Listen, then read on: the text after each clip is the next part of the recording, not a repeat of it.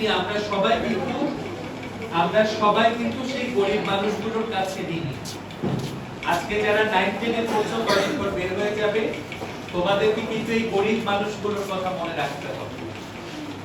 আমি তোমাদের কাছে শুধু এটুকু অনুরোধ করতে চাই, তোমাদের জীবনে যদি কখনো বাল্যবিবাহের অভিশাপ আসে, কখনো যদি ফ্যামিলি থেকে চাপ আসে, তোমরা সবাই বলবে না।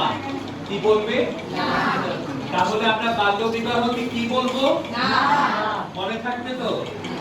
কখনো যদি পরিবারে দারিদ্রতা আসে, পড়ালেখা যদি বাদ দিয়ে তোমাকে যদি বলে যে তুমি যে ইট ভাঙো, কৃষি কাজ করো, তাহলে সেটাকেও কি বলতে হবে? না।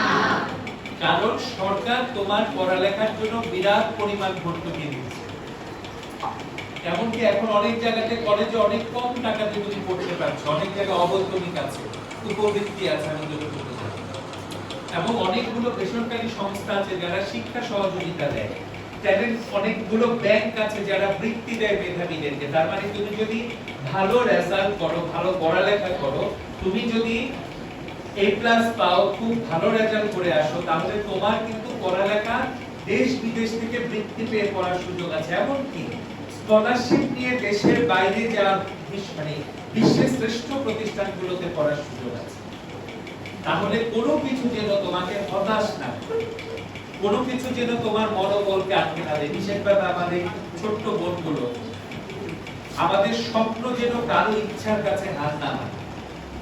কারণ ওই যে বললাম, জীবনটা আমার, জীবনটা আমার।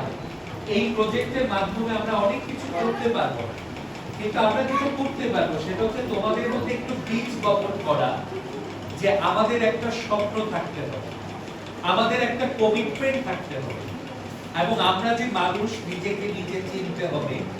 তাহলে কিন্তু আমরা পড়ালেখাতে নিজের মোটিভেশন খুঁজে পাবো।